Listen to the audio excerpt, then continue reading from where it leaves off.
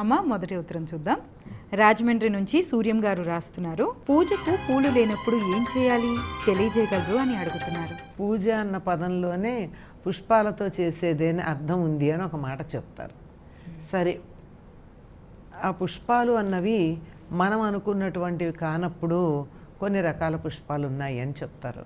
అహింస ప్రథమం పుష్పం, పుష్పమింద్రియ నిగ్రహం అని అలా 8 రకాల పుష్పాల గురించి శాంతి, దయ మొదలైనటువంటి సత్యము మొదలైనటువంటివన్నీ కూడా పుష్పాలుగానే మనం భావించి భగవంతుడికి సమర్పణ చేయొచ్చు. ఇది మానసికంగా చేసేటటువంటి పూజ. కానీ మేము భౌతికంగా చేతులతో పూజ చేస్తున్నాం. ఇవాళ అనుకోకుండా మాకు పువ్వులు లేవు, పెరట్లో ఉన్నటువంటి మొక్కలు పూలు ఇవ్వలేదు, మేము ఎక్కడి నుంచైనా తెచ్చుకుందామంటే అక్కడి నుంచి కూడా అవకాశం లేదు. అనేక సందర్భాలు వస్తూనే ఉన్నాయి కదా మనకి ఈ కాలంలో, ఇంతకుముందు బాగా అనుభవంలోకి వచ్చాయి. అటువంటి సందర్భంలో ఏం చేయాలి అంటే దీనికి ఆయన ఒక ఆదర్శం చెప్పాడు ఇంతకుముందు. విష్ణు చిత్తుల వారు పాండ్యరాజు సభలో అన్నిటికన్నా చాలా వేగంగా ముక్తి నొసగే మార్గం ఏది అన్న దాని మీద చర్చ జరుగుతుంటే విష్ణువు ఉపాసన మాత్రమే అని చెప్పి ఆయన ప్రతిపాదించి ఆయన దగ్గర పాండ్యరాజు యొక్క మెప్పుని పొందాడు. ఆయన పందెం పెట్టినటువంటి బంగారు నాణ్యాలు, రత్నాలు, ఒక చిలుక, పచ్చలతో చేసిన చిలుక, ఒక రత్న కంకణం అవన్నీ పొందాడు.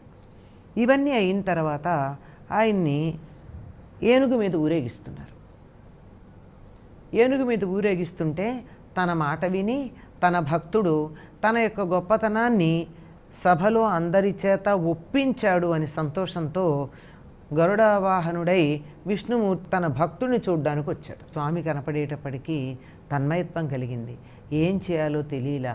అసలే ఈయన రోజు పూలమాలలు కట్టి స్వామికి అర్పణ చేయడం అనేది ఒక వ్రతంగా పెట్టుకున్నవాడు.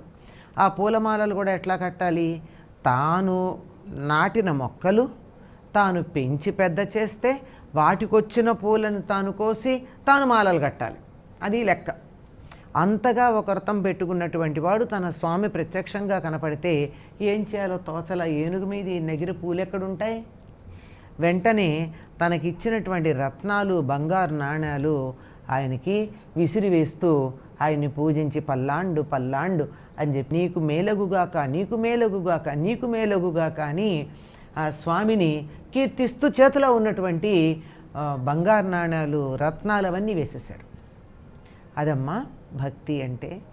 దేంతో ఆయన తృప్తి పడడు భగవంతుడు? భక్తి అన్నది ఇక్కడ ఉండాలి. కానీ అప్పుడు ఆయన్ని పెరియాళ్వార్ అన్నారు. పెరియాళ్వార్ అంటే పెద్ద ఆళ్వారు. ఎంత పెద్ద ఆళ్వారంటే దేవుడికి మంగళాశీస్సులు పలకగలరు. దేవుడికి దండం పెట్టాలి కానీ ఆశీస్సులు ఇస్తారా ఎవరైనా? ఈయన ఆశీస్సులు కూడా ఇవ్వగలిగినంత పెద్దవాడు అని. దీన్ని బట్టి మనకి ఏమర్థమవుతుందంటే పరిపూర్ణమైనటువంటి భక్తి కనుక ఉన్నట్టయితే మనం బంగారు నాణ్యాలతో చేయగలేమేమో కానీ అక్షతలతో చేయగలం కదమ్మా.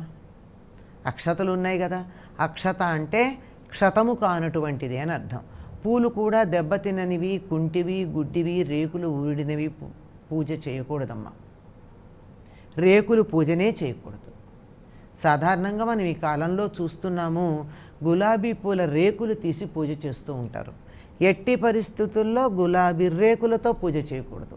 అలంకారానికి వాడితే వాడుకోవాలి కానీ రేకులు పనికిరావు.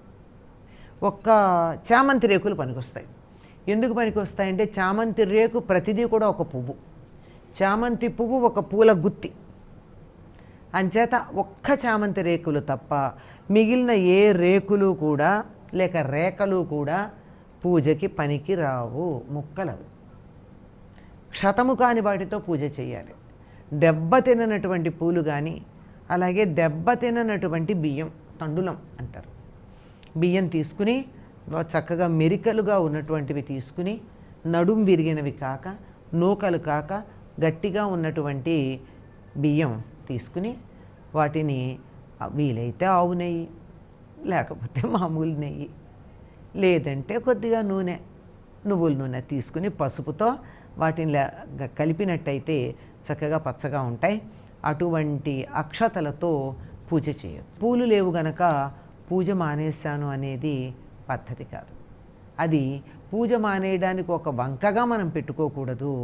మానసికంగా అహింసా ప్రథమో పుష్ప, చెట్టుకు పువ్వు కొయ్యలేదు ఇవాళ, చెట్టును కూడా హింసించలేదు, ఇదే మొదటి పుష్పం అనుకో అని చెప్దాం. వరుసగా చెప్పేటటువంటి గుణాలన్నీ ఏవైతే ఉన్నాయో అవన్నీ కూడా మనం అర్పించినట్టయితే అది మానసికమైనటువంటి పూజ. భౌతికంగా చేత్తో చేసేటప్పుడు అక్షతలు దాని బదులు వాడచ్చు. అంతేగాని పూల రేకులు కానీ ప్లాస్టిక్ పూలు కానీ వాడకూడదు.